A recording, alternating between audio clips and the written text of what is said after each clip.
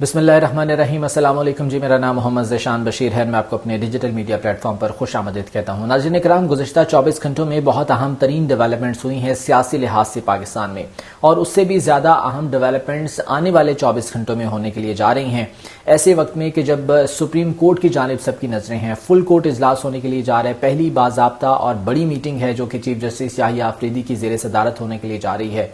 اس حوالے سے کچھ بات کریں گے۔ اس کے علاوہ عمران خان سے 3 اکتوبر کے بعد سے کوئی ملاقات نہیں ہو پائی تھی چونکہ ملاقاتوں پر پابندی آئی تھی، اب وہ پابندی ہٹی ہے تو اب باضابطہ ایک ریئیکشن عمران خان کی جانب سے متوقع ہے، کیونکہ 190 ملین پاؤنڈ کیس کی سماعت اڈیالہ جیل میں دوبارہ ہونے کے لیے جا رہی ہے۔ آبویسلی یہاں پر جرنلسٹ بھی موجود ہوں گے تو ایک باضابطہ ریئیکشن عمران خان کی جانب سے آ سکتا ہے۔ اس بارے میں کچھ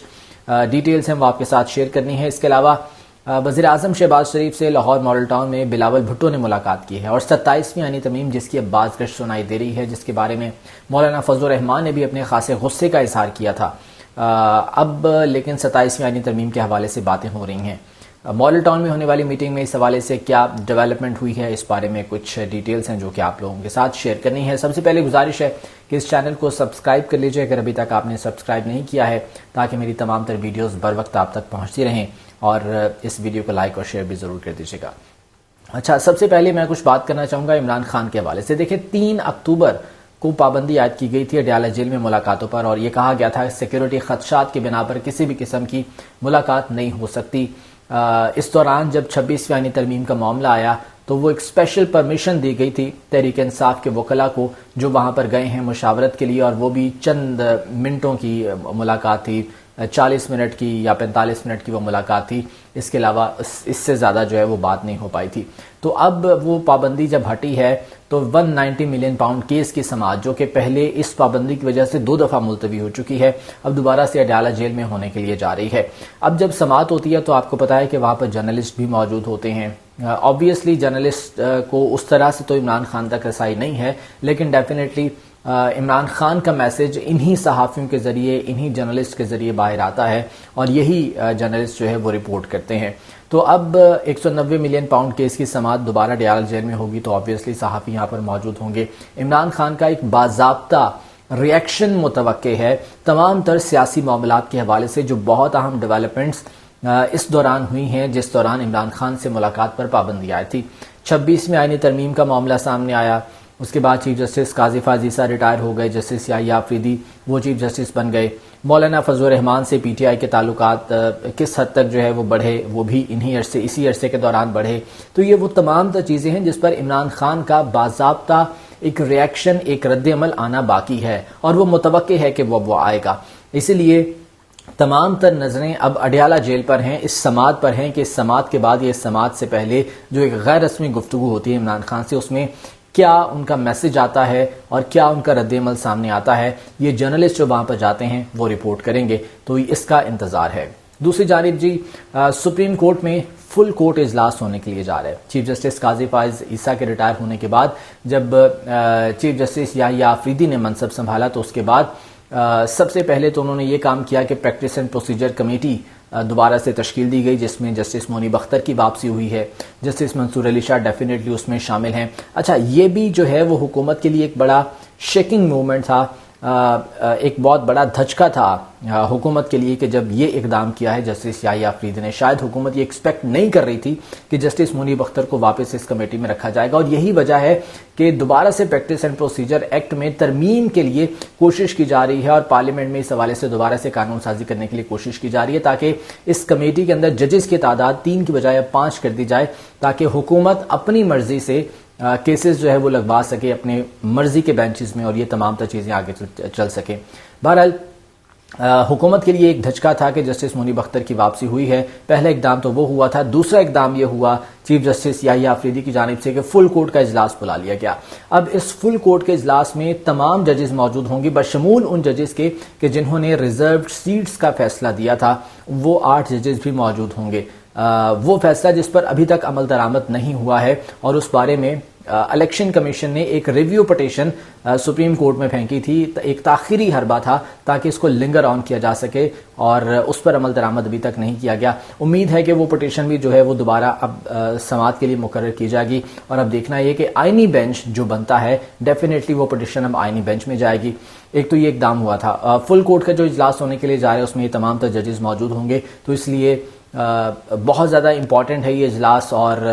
حکومت کی، اپوزیشن کی، سب کی نظریں اس فل کورٹ اجلاس پر ہوں گی۔ اس کا جو باضابطہ اعلامیہ آئے گا، یا اس میں جو فیصلے ہوں گے، یا اس میں جو کچھ طے کیا جائے گا، اس بارے میں جب آگاہ کیا جائے گا تو وہ بہت زیادہ امپورٹنٹ ہوگا۔ اس لیے سب کی نظریں، حکومت اور اپوزیشن کے ارکان، وہ تمام اس وقت سپریم کورٹ کی طرف دیکھ رہے ہیں۔ اور تیسرا کام جو کہ چیف جسٹس یحییٰ آفریدی نے آتے ساتھ ہی کیا، جس پر حکومت جو ہے وہ حیران سے زیادہ پریشان ہوئی، وہ یہ کہ انسداد دہشت گردی عدالت کے جتنے بھی ججز تھے ان کو بلایا گیا ہے۔ چیف جسٹس یحییٰ آفریدی نے ان تمام تر ججز کو بلایا ہے، تمام تر ریکارڈ کے ساتھ، کہ وہ آئیں اور بتائیں کہ کتنے کیسز ٹرانسفر ہوئے ہیں انسداد دہشت گردی عدالتوں کو، کتنے کیسز پر فیصلہ آیا ہے اور کیا فیصلہ دیا گیا ہے۔ آپ کو معلوم ہے کہ اس وقت پاکستان تحریک انصاف کے جو لوگ ہیں بشمول عمران خان، ان سب پر موسٹلی دہشت گردی کے کیسز ہیں، اور یہ تمام تر کیسز ریفر کیے جاتے ہیں انسداد دہشت گردی کی عدالت کو۔ تو یہ حکومت کے لیے بہت زیادہ پریشان کن ہے، اور یہ وہ کیسز ہیں جو کہ آئینی عدالت میں نہیں جا سکتے، کیونکہ یہ آئینی معاملہ نہیں ہے، یہ فوجداری معاملہ ہے، اور یہ سپریم کورٹ میں رہے گا۔ سپریم کورٹ نے اس کی سماعت کرنی ہے، سپریم کورٹ نے یہ تمام تر معاملات دیکھنے ہیں۔ تو یہ حکومت کے لیے بہت زیادہ پریشان کن ہے کہ انسداد دہشت گردی عدالت کے ججز کو بلایا گیا ہے چیف جسٹس یحییٰ آفریدی کی جانب سے، اور تمام تر ریکارڈ کے ساتھ بلایا گیا ہے۔ یہ کہا گیا ہے کہ ریکارڈ لے کر آئیں، بتائیں کہ اب تک کتنے کیسز نمٹائے ہیں، کتنے کیسز یہاں پر آئے ہیں، اور کیا کیا اس میں جو ہے وہ فیصلے سنائے گئے ہیں۔ تو یہ 3 اقدام جو آتے ساتھ ہی چیف جسٹس یحییٰ آفریدی نے کیے ہیں، اس سے حکومت جو ہے وہ خاصی پریشان بھی ہے، اور حکومت ہل بھی گئی ہے، اور شاید ان کی ایکسپیکٹیشنز یہ نہیں تھی جو کہ اب ہو رہا ہے۔ اور اسی وجہ سے بلاول بھٹو زرداری لاہور پہنچے،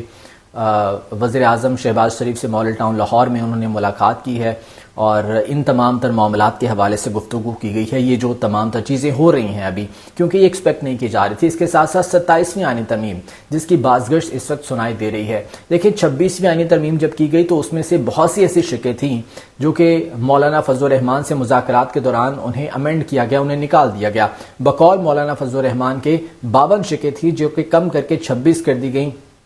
26 یا 27 کر دی گئی، جن کی منظوری لی گئی ہے اس 26ویں آئینی ترمیم میں۔ اس میں اب جو نکالی گئی تھی شقیں، اس میں ملٹری کورٹس والا معاملہ بھی تھا، جس کو مولانا فضل الرحمان نے کالا سام کہا تھا کہ جی ہم نے کالے سام کا زہر بھی نکال دیا، دانت بھی توڑ دیے۔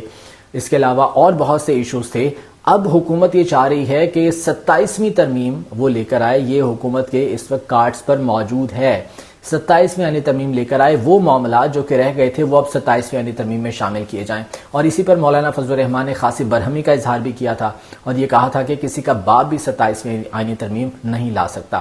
تو آج شرجیل میمن کراچی میں میڈیا سے بات کر رہے تھے، تو ان سے جب یہ سوال کیا گیا کہ مولانا فضل الرحمان تو اس کے بڑے خلاف ہیں 27ویں آئینی ترمیم کے، تو انہوں نے کہا کہ جی مولانا ہمارے بہت زیادہ محترم ہیں، اگر 26ویں آئینی ترمیم میں کوئی کمی بیشی رہ گئی ہے تو ڈیفینیٹلی مولانا کے ساتھ بیٹھ کر ہم بات کریں گے، اور مولانا ہمیں امید ہے کہ ہم مولانا اس پر قائل ہو جائیں گے۔ تو مولانا جب پہلے قائل ہو گئے ہیں تو آبویسلی یہاں پر بھی گیو اینڈ ٹیک والا معاملہ ہوگا، کچھ لو کچھ دو کی بنیاد پر مولانا کو قائل کیا جا سکتا ہے۔ تو یہ 27ویں آئینی ترمیم کی بازگشت اس وقت جو سنائی دے رہی ہے وہ ڈیفینیٹلی اقتدار کے ایوانوں میں بھی ڈسکس ہو رہا ہے، وہ ڈیفینیٹلی اس وقت حکومت کی اتحادی جماعتوں میں بھی ڈسکس ہو رہا ہے، اور آبویسلی جو اپوزیشن کی جماعتیں ہیں اسپیشلی پاکستان تحریک انصاف، وہ بھی اپنی اسٹریٹجی اس حوالے سے بنا رہی ہوگی۔ تو اب دیکھنا یہ ہے کہ اس حوالے سے کیا حکمت عملی دونوں جانب سے سامنے آتی ہے۔ اچھا، ایک اور جو بہت امپورٹنٹ چیز ہوئی ہے وہ یہ کہ پاکستان تحریک انصاف کی جو سیاسی کمیٹی ہے اس کا اجلاس ہوا ہے۔ دیکھیں بہت سے اختلافات کی خبریں اس وقت پاکستان تحریک انصاف کے حوالے سے سامنے آ رہی ہیں کہ جماعت کے اندر اختلافات موجود ہیں۔ رؤوف حسن اور فواد چودھری والا معاملہ کھل کے سامنے آ گیا، آپ سب کو پتہ ہے۔ فیصل چودھری کو جب پاکستان تحریک انصاف کے واٹس ایپ گروپ سے نکالا گیا تو اس کے بعد سے یہ ایک نیا پنڈورا باکس کھلا تھا۔ اس وقت پاکستان تحریک انصاف کے اندر میری رائے کے مطابق 2 قسم کے لوگ موجود ہیں۔ نمبر 1 وہ کہ جو واقعی محاذ پہ ڈٹے ہوئے ہیں، پاکستان تحریک انصاف کے وہ لوگ جو کہ اس وقت ایک موقف پر، ایک بیانیے پر، ایک نیریٹو پر ڈٹے ہوئے ہیں، اور وہ اسی محاذ پر اس وقت سے ڈٹے ہوئے ہیں جب سے عمران خان جیل میں گئے ہیں۔ یہ وہ لوگ ہیں کہ جو پاکستان تحریک انصاف کے ساتھ سٹینڈ کر رہے ہیں، پہلے بھی کر رہے تھے اور اب بھی کر رہے ہیں۔ دوسری طرح کے لوگ وہ ہیں یا بریڈ وہ ہے جو کہ شاید کمپرومائزڈ دکھائی دیتے ہیں، اور اس میں ہمیں پاکستان تحریک انصاف کی جو موجودہ لیڈرشپ ہے اس کے اندر بہت سے کریکٹرز ہمیں ایسے نظر آئیں گے جن سے معلوم ہوتا ہے کہ شاید وہ کمپرومائزڈ ہیں، بہت سی ایسی چیزیں ہیں، اور یہی وجہ ہے کہ یہ کہا جا رہا ہے کہ جی جو موجودہ لیڈرشپ ہے پاکستان تحریک انصاف کی وہ عمران خان کی رہائی کے حوالے سے کچھ اقدامات نہیں کر رہی ہے۔ تو یہ تمام تر چیزیں جو سامنے آ رہی ہیں ڈیفینیٹلی یہ کنٹرول کرنے میں اب وقت لگے گا، اور یہ کنٹرول وہی کر سکتا ہے جو کہ عمران خان کے جو ہے وہ زیادہ قریبی ہے، یا عمران خان جو ہدایات دیتے ہیں وہ منوان اس پر عمل درآمد کرتا ہے۔ دیکھیں اس وقت بہت سے لوگ ہیں جو کہ باری باری عمران خان سے ملاقات کرتے ہیں، کبھی بیرسٹر گوہر جا رہے ہیں، کبھی اسد کیسر جا رہے ہیں، کبھی جو ہے وہ علی امین گنڈا پور جاتے ہیں، تو یہ تمام تر لوگ باہر آ کر جو باتیں کرتے ہیں اس سے مزید کنفیوژن پھیلتی ہے۔ تو اب دیکھنا یہ ہے کہ یہ سیاسی کمیٹی اس کنفیوژن کو دور کرنے کے لیے کیا کرتی ہے، لیکن خبریں یہ ہیں کہ پاکستان تحریک انصاف نے جو ہے اپنا ایک اسٹریٹجک شفٹ کیا ہے، کچھ اہم فیصلے کیے ہیں، کچھ ایسی چیزیں ہیں جو کہ ریورس کی گئی ہیں، خصوصاً جو کارکنوں کے اندر مورال تھا جو بہت زیادہ ڈاؤن ہو گیا تھا، یہ پچھلے جو جلسے یا سمجھ لیں لانگ مارچ سمجھ لیں احتجاج سمجھ لیں، ان سے جب بیک آف کیا گیا یا علی امین گنڈا پور جو ہے وہ غائب ہو گئے، واپس چلے گئے، اس سے کارکنوں کا مورال بہت زیادہ ڈاؤن ہوا تھا۔ تو اب وہ مورال ہائی کرنے کے لیے ایک بار پھر سے جلسے پلان کیے گئے ہیں۔ اس سلسلے میں پشاور میں جلسہ ہونے کے لیے جا رہا ہے 1 نومبر کو، اس کے بعد 8 نومبر کو کوئٹہ میں ایک جلسہ رکھا گیا ہے، پھر نومبر کے آخری ہفتے میں کراچی میں غالباً ایک جلسہ رکھا گیا ہے۔ تو یہ اب جلسوں کی اسٹریٹجی دوبارہ سے شروع ہونے کے لیے جا رہی ہے، اور پاکستان تحریک انصاف کی جو لیڈرشپ ہے، سینئر لیڈرشپ ہے،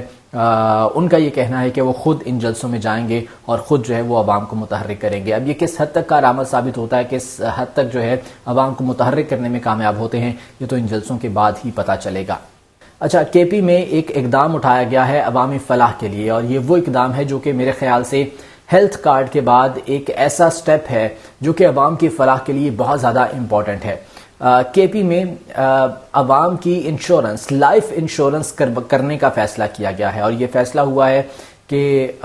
وہ تمام تر لوگ جو کہ جن کی عمر 60 سال ہے یا 60 سال سے زائد ہے، ان کے انتقال کی صورت میں ان کے لواحقین کو، ان کے ورثاء کو، گھر والوں کو 5 لاکھ روپے کیش دیا جائے گا، اور ایسے لوگ جن کی عمر 60 سال سے کم ہے اگر وہ انتقال کر جاتے ہیں تو پھر ان کے گھر والوں کو، ان کے ورثاء کو 10 لاکھ روپے کیش دیا جائے گا۔ اوبیسلی یہ 5 لاکھ 10 لاکھ کسی انسانی جان کی قیمت تو نہیں ہے، لیکن بہت سے ایسے خاندان ہوتے ہیں جن کا کفیل کوئی ایک ہی ہوتا ہے، جن میں کمانے والا کوئی ایک ہی شخص ہوتا ہے۔ جب وہ انتقال کر جائے تو گھر والوں کو، ورثاء کو بہت زیادہ مشکلات کا سامنا کرنا پڑتا ہے، اور ان مشکلات سے وہ آسانی سے نکل نہیں پاتے ہیں۔ تو ان مشکلات کو کسی حد تک کم کرنے کے لیے یہ کمپنسیشن ہوگا جو کہ انہیں دیا جائے گا، اور میرے خیال سے جس طرح سے ہیلتھ کارڈ ایک انقلابی پروگرام تھا، تو یہ ایک بڑا پروگرام ہے جو کہ کے پی حکومت کی جانب سے شروع کیا جا رہا ہے۔ امید کرتے ہیں کہ اس حوالے سے جو اب اقدامات اٹھائے جائیں گے انشورنس فراہم کرنے کے حوالے سے کے پی کی عوام کو، وہ صاف اور شفاف ہوں گے، اور جو کرپشن کی ایک شبہات پہلے سے موجود تھے یا پہلے جو خبریں آتی تھیں ان کا تدارک کیا جائے گا، اور اس طرح کی چیزیں دوبارہ سے سامنے نہیں آئیں گی۔ یہ تھی اب تک کی اپڈیٹس۔ آج کی ویڈیو سے مجھے اجازت دیجیے، اللہ نے کے بعد۔